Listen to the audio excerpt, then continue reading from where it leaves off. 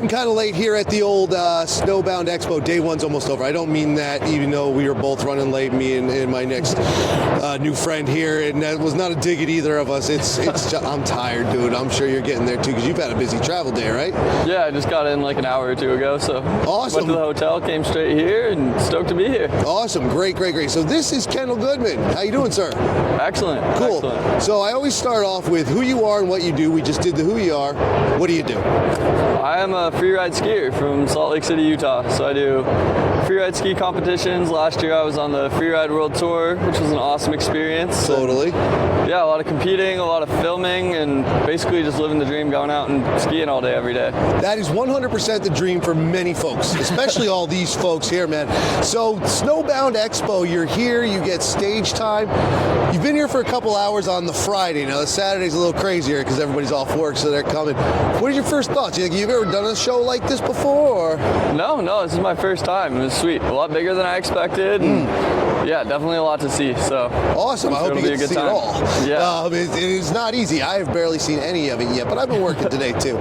So cool. So tomorrow you go on stage. I'm not sure what time. I can't remember, but we were saying as we were walking over to sit down to start this, we were saying, you're not quite sure what you're going to talk about yet.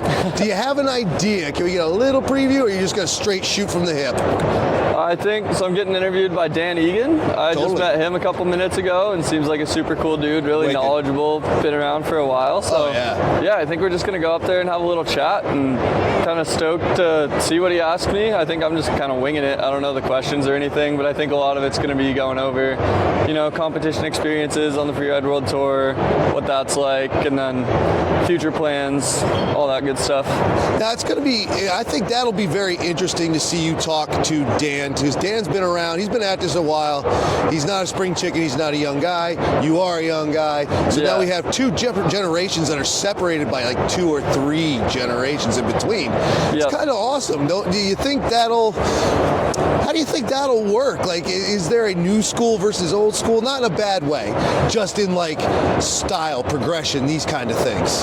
Yeah, I mean, I'm sure there'll be some old school, new school stuff. Even we chatted on the phone for like 5 minutes a week ago, and some of that came up. But I think, we're both skiers. That's like the most important thing. That's what brings us together. Yeah. I was chatting with him a second ago, and he was telling me this story about how he used to edit ski movies back in the day with a computer with no memory and 8 projectors on the wall at once. And it's cool to see like the history of like how we got to where we are in the sport now. So I'm really looking forward to that part of it. Yeah, and I think that's great too. I love seeing it from all angles. Like, I know Dan, of course, I brag about it all the time. I'm a name dropper. It's awful. Now I get to drop your name too. All right. Make myself look more legitimate. But he'll tell you about the history of it, and then we have, like I said, the new guys, and then everybody in between. New guys and girls. I'm not being, whatever. I'm tired. But kidding aside, man, I think it's good. So Freeride World Tour, you've been doing that. How many times have you competed? So last year was my only year on the World Tour. I was doing the qualifiers for that for 2 or 3 years before that. Okay. And then the junior series, all when I was younger than 18. Fair enough. So, yeah. Awesome. So now that year, I have to get the timeline straight in my head.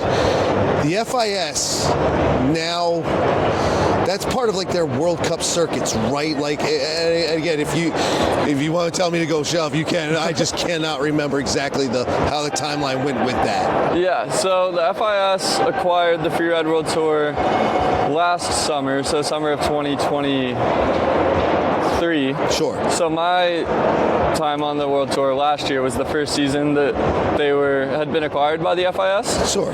And they kind of sat us down in the first riders meeting, and that was definitely a topic that they covered, because I think there were a lot of whispers going around about it. But from my perspective, it didn't seem like really a bad thing. It seemed like the FIS luckily had kind of learned from some of their mistakes and what they did in the past with park and pipe, and why they kind of got a bad reputation from that. And so for at least last year and the first year, they were totally hands-off. Same crew running things, and they just wanted to kind of see how they do things. Okay. So yeah, it seems I mean, I wasn't there before the FIS owned it, but from what I heard from the other athletes, it wasn't really any different, and it seems like they're heading in a good direction. Hopefully 2030 in France will be in the Olympics for the first time, and that was kind of the reasoning behind the acquisition. I love that you said that, because that was going to be my next question. I'm picking your brain as a professional here. So that could be a very real thing, and would that be something you're going to work towards? I know a lot of pros, that's your goal is to go as high as you can. Is that also your goal as well?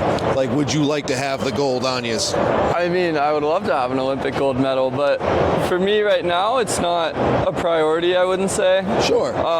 For one, I'll be 30 in 2030, so that's definitely on the upper end of competitors in our sport. And also, I'm, at least this year, kind of taking a step back from competing and going to focus more on the filming side of things. That's kind of always the skiers I looked up to growing up weren't necessarily the competition skiers. They were the guys I went and saw in the TGR or MSP or Level 1 movie every year that got me all excited to ski. So very good. I'm excited to try some of that out and do some other types of contests, some like backcountry freestyle type contests, just another evolution, little micro discipline of freeride.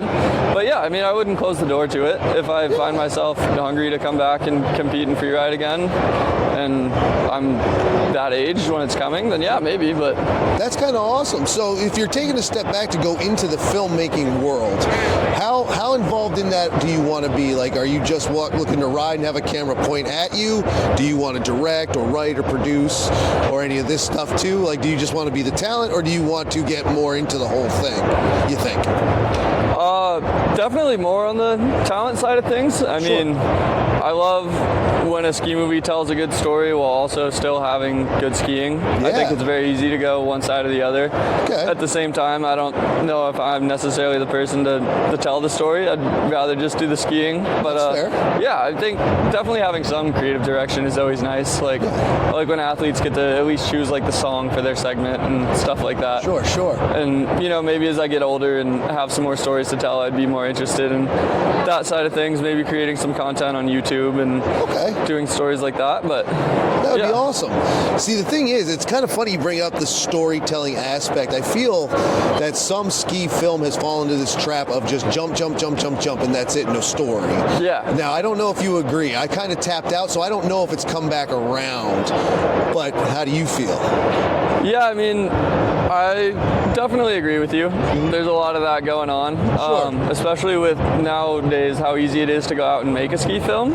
Anyone can do it. All you need is an iPhone. So that's kind of led to not the death, but like the disappearing of a lot of these bigger production companies that would put out a movie every fall, and it's been replaced with these smaller crews doing 20-minute videos.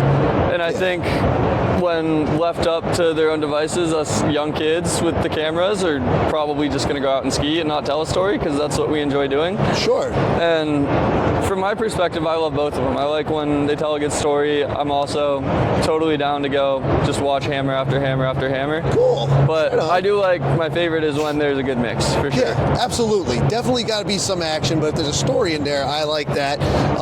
One of my favorite filmmakers from way back who I thought was decent, that was Eric Pollard. I thought he and the Nimbus Bunch did a pretty good job. I love Nimbus. Yeah, like Ben Shetler and Pep Fujas and all those guys. They did a great job back in the day. You got to meet any of these guys yet? They're a generation before you. Yeah, I've gotten to meet Chris. I skied with him in Mammoth when I was like 16 at a camp for a day, and that blew my mind. Definitely like meeting one of my legends, but I haven't met Eric. I'd like to meet him. Yeah, I'm sure he's pretty rad. He seems like a decent guy. I don't know. I've never met him either, but I stick to the East Coast. I don't get out to the PNW much.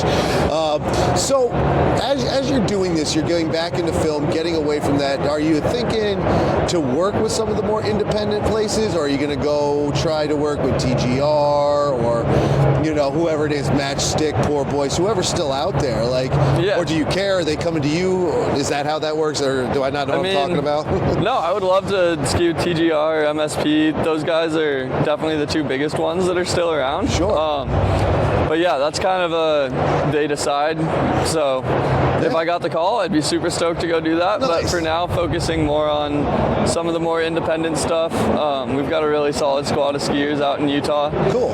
So we're gonna have a project this year, and then maybe an individual project as well. Nice. I got some ideas I'm kicking around with that, so we'll see how it all pans out. But very good. Yeah. So you do have a plan out there, and that's awesome. Soft plan, developing plan. That's good enough, Yeah. I think. I don't think you need a hard plan. Again, Got we like have another to say all month the to figure it out. There you go. We'll You be got all right. time. And if you just end up shooting stuff, you just end up shooting stuff. Yeah, like exactly. you said, it can be pretty easy-ish. Yeah. It's pretty cool. Awesome, dude. Well, you know what? Lastly, before I let you go, I won't keep you all night. You're still a young guy, man, so you're still in it. How, and as you commented, once you start hitting 30 or so, now you're starting to get the old guys. How did you get into it to where you are now, and how far do you think you're going to go? So I grew up in Alaska, Sure. and my dad was a volunteer ski patroller at Alyesko when I lived up there. Both my parents were soccer players. They thought all their kids were going to be soccer players, but they took me skiing every weekend, and I just liked that way more. Hey. So yeah, just went to the ski hill every weekend growing up, and then when I moved to Utah, it was pretty mind-blowing with all the training facilities they have here at the Utah Olympic Park and stuff, and just the level of skiing with the kids that you're skiing with at that age is insane. So I stopped racing when I was 14 and transitioned to freeride. Yep. And yeah, I've been doing freeride contests since I was like 14. I used to get hurt a lot growing up, like probably broken 15 or so bones. Sure. So not every year was a contest year, but most of them were. And then in college, we started a freeride team at the University of Utah and went and did all the adult contests, which were the qualifiers for the World Tour. Sure. And then I had some injuries throughout that too, but at the end of that, I ended up qualifying for the World Tour in 2023, I guess. Yep. Yeah, skied the World Tour in 2024. Nice. That's awesome, dude. Yeah. I do have one more. This is kind of a technical question. Might sound kind of stupid, but not fully. Because as I walk up to meet Kendall for the first time, he stands up straight. He's towering over me. What are you, 6'4"-ish? 6'5"? Yeah, 6'4", 6'5". So how does, this is something I've always kind of been interested in, is that, and if you can speak to it, if not, whatever, but height, size, that has something to do, especially if you're doing freestyle and freeride kind of things. Yeah. Do you have a challenge, being that you are above average height, that the other guys, does it give you a disadvantage, does it give you an advantage, do you think, or am I just blowing smoke? There's pros and cons, for sure. The one that I like to joke about the most is when you're a little guy, everything you hit looks way bigger. Okay, fair enough, fair enough. No, like some of the technical things, I mean, your center of gravity is higher, so I don't know, that is what it is, but at the same time, you have more mass, so you're a little less likely to get bounced around by some of the imperfections in the snow. I think the biggest thing really is, if you look at the lineup of skiers on the Freeride World Tour, I'm one of the taller ones, and then the shorter guys are in the mid 5-foot range, but we're skiing the same size ski. They're skiing the biggest ski available from their sponsor. So that's really the primary thing, but I've gotten really lucky. I signed with Fischer last year, and we have a team of really tall guys. Yeah. So we're actually working on something for, I'm not sure if it's 1 or 2 years out right now, but a really exciting new ski in the pipeline that's going to come in a size for us bigger guys. No kidding. So it really is a thing then. Yeah. Awesome. Ski size is definitely the biggest thing, I would say. All right. Well, shout out to Fischer, man. Get the tall kids there. Fischer. Hell yeah. Get those tall kids something they can ride, man. Everything to a tall guy's a ski board. Yeah. I love my ski boards. Awesome, dude. Anything else you want to throw out there to the masses? Welcome to Snowbound. Welcome to Boston, by the way. Yeah, excited to be here. First time in Boston and at Snowbound, so excited for the weekend ahead. Cool. Thanks for having me. No problem, man. Thank you for doing it. I really appreciate it. Again, it's late. Kendall's been traveling. He gets here. He's scoping it out. He'll be on tomorrow or today, depending on when you see it. It'll be Saturday the 16th at any rate. Thanks, dude. I appreciate it. Thank you, man. It was a pleasure meeting you. Absolutely.